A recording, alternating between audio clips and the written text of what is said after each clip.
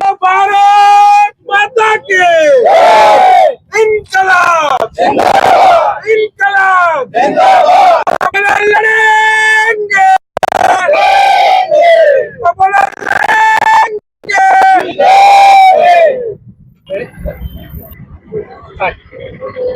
आज रोज बोडेली खाते જે અત્યારે વર્તમાનની જે ભય ભૂખ અને ભ્રષ્ટાચારની જે સામદામદંડભેદની જે રાજનીતિની સામે આમ આદમી પાર્ટીના સક્ષમ અને મજબૂત યોદ્ધાઓ જે આ નગરપાલિકાની અંદર લડાઈ લડી રહ્યા છે એને ખાસ કરીને પ્રોત્સાહન આપવા માટે અને આ નગરપાલિકા જે છે બોડેલી નગરપાલિકા એ આમ આદમી પાર્ટીની બોડી બેસે અને ખાસ કરીને જે અત્યારે આપણા વિસ્તારના જે ધારાસભ્ય શ્રી છે ભારતીય જનતા પાર્ટીના એ ક્યાંક ને ક્યાંક ડરાવો ધમકાવવાની જે રાજનીતિ કરી રહ્યા છે આયુષ્યમાન કાર્ડના નામે જે અત્યારે સામાન્ય નાગરિકને ધમકાવી રહ્યા છે એમને પણ કહેવા માંગીએ છીએ કે ભાઈ માપમાં રહેજો, કારણ કે જોવા જઈએ તો સામાન્ય નાગરિકોના હક હિસ્સા અને સામાન્ય નાગરિકોના જે પૈસાથી એને જે સવલતો મળવી જોઈએ નથી મળતી, એટલા માટે નાગરિકો ક્યાંક ને ક્યાંક હેરાન પરેશાન થઈ રહ્યા છે અને સવલતો આપવાનું કામ એ તમારું છે. એટલે ધાક ધમકીથી રાજનીતિ હવે નહીં ચાલે. આ બોડેલી નગરપાલિકા હોય, જિલ્લા તાલુકા પંચાયત હોય કે જિલ્લા પંચાયત હવે પરિવર્તન માંગી રહી છે અને હવે દરેક ઘરેથી એક જ જવાબ આવી રહ્યો છે કે હર ઘર ઝાડુ ઘર ઘર ઝાડુ. અને આ વખતે એ પરિવર્તન થઈને રહેશે અને તારીખ 28ના રોજ બોડેલી નગરપાલિકાની અંદર એ આમ આદમી પાર્ટીનો ગુલાલ ઉઠશે એવો ભરોસો રાખીએ છીએ. પરિવર્તનની કેટલા ટકા શક્યતા લાગે છે તમને? ખાસ કરીને જોવા જઈએ તો છેલ્લા ઘણા સમયથી બોડેલી નગરપાલિકાની જે જનતાઓ જે છે એ સામાન્ય પોતાના જે પ્રશ્નો જે છે પ્રશ્નો જે ક્યાંક ને ક્યાંક રહી છે, રોડ રસ્તા પાણીના પ્રશ્નો હોય કે પછી અન્ય સામાન્ય જે પ્રશ્નો હોય પાયાની સુવિધાઓના, એ પાયાની સુવિધાઓ પણ અત્યાર સુધી પહોંચાડવામાં નથી આવી. અને ખાસ કરીને વેરાના નામે જે મટમોસી રકમો જે છે એ ક્યાંક ને ક્યાંક ચાઉ કરી નાખવામાં આવે છે અને એને મળતી જે ગ્રાન્ટ જે છે એ જે આગેવાનો જે છે એ આગેવાનો પોતાના ઘર ભરવામાં ઉપયોગ કરી રહ્યા છે.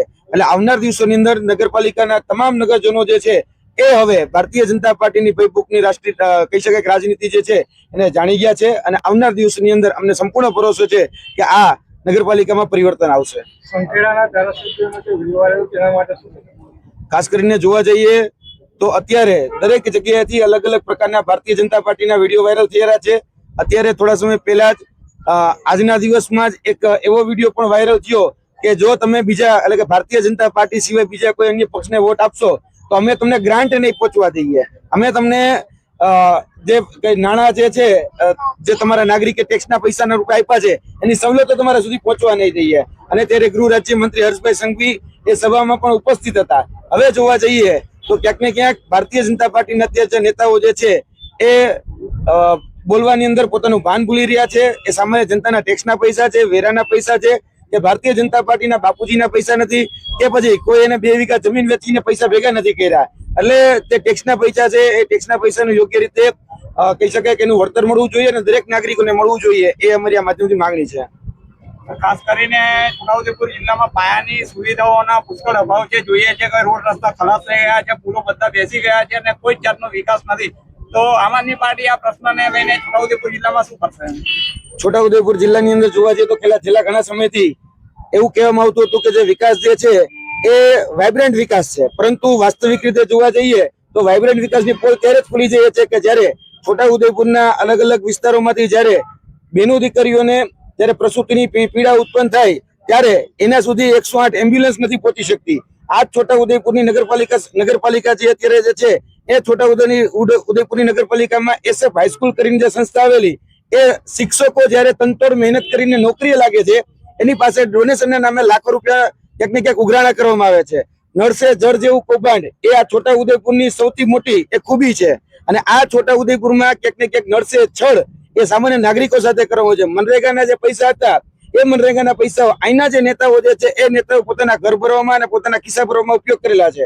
એટલે આ બધા જ કૌભાંડો જે છે ગણાવવા બેસીએ તો કદાચ દિવસે ટૂંકો પડે, પરંતુ એ છોટાઉદેપુરની અંદર જે કહી શકાય કે સામાન્ય જનતાના જે પ્રશ્નો છે એનું કોઈ નિરાકરણ નથી આવતું. અને જે સત્તાધીશો છે અને ખાસ કરીને જે વર્તમાનના અધિકારીઓ છે એ અધિકારીઓ પણ એ સામાન્ય જનતાને સામે નથી જોતા.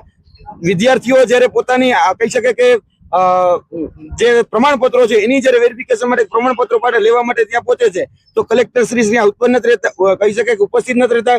અને ક્યાંક ને ક્યાંક રીલ બનાવવામાં કલેક્ટર જે છે એ સૌથી વધારે રીલ બનાવવામાં જ વ્યસ્ત હોય છે, રોડ ઉપર દોડે છે. પરંતુ આ છોટાઉદેપુરમાં કે આ બોડેલી વિસ્તારમાં એક સારા ગ્રાઉન્ડની વ્યવસ્થા નથી.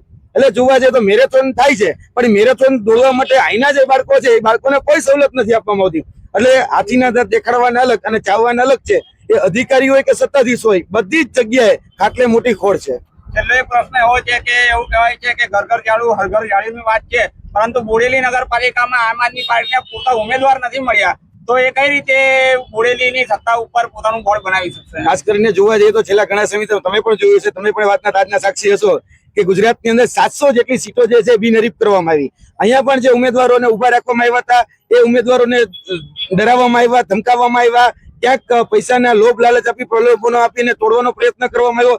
એ બધી જ જગ્યાએ ગુજરાતની અંદર 700 સીટો જે બિનહરીફ કરવામાં આવે છે એમાં બોડેલી પણ બાકાત નથી, એમાં છોટાઉદેપુર પણ બાકાત નથી. બધી જ જગ્યાએ ક્યાંક ને ક્યાંક ભારતીય જનતા પાર્ટી છે એ ડરાવો ધમકાવવાની રાજનીતિ, તોડજોડની રાજનીતિ, અને એની સામે અમારા અત્યારના જે અડીખમ યોદ્ધાઓ જે છે અમે એ સક્ષમતાથી મજબૂતાઈથી અત્યારે નગરપાલિકાની અંદર લડી રહ્યા છીએ.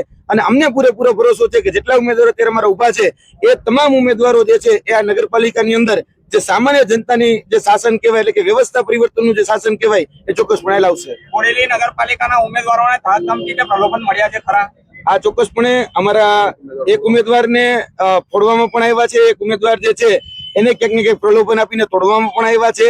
બીજા જે અન્ય ઉમેદવારો જે છે બીજા અન્ય ઉમેદવારોને પણ ક્યાંક ને ક્યાંક ડરાવવા ધમકાવવાની વાત હોય કે એમના ઘર સુધી ભારતીય જનતા પાર્ટીના મળતિયા હોય એના ઘર સુધી બીજા ત્રીજા લોકોને મોકલી અત્યારે એ લોકોને એવું કહેવામાં આવે છે કે તમે આ વિસ્તારની અંદર શાંત બેસી જાઓ અને આ વિસ્તારની અંદર તમે હવે પ્રચાર પ્રસાર ન કરતા, અને હવે તમારા જે સ્નેહીજનો છે, તમારા જે નજીકના લોકો છે એને ભારતીય જનતા પાર્ટીમાં વોટ આપવા માટે મજબૂર કરો, તો અમે તમને અલગ અલગ પ્રકારની લોભ લાલચો આપે છે, કોઈને ડરાવે છે, કોઈને ધમકાવે છે, કોઈને પૈસાના પ્રલોભનો આપે છે. ઘણી બધી જગ્યાએ એ સામદામ દંડભેદની રાજનીતિ થાય છે. પરંતુ અત્યારે જે અમારા આગેવાનો જે છે જે અત્યારે નગરપાલિકાની અંદર લડી રહ્યા છે એ ખૂબ મજબૂતાઈથી અને ખૂબ અડીખમ રીતે લડી રહ્યા છે.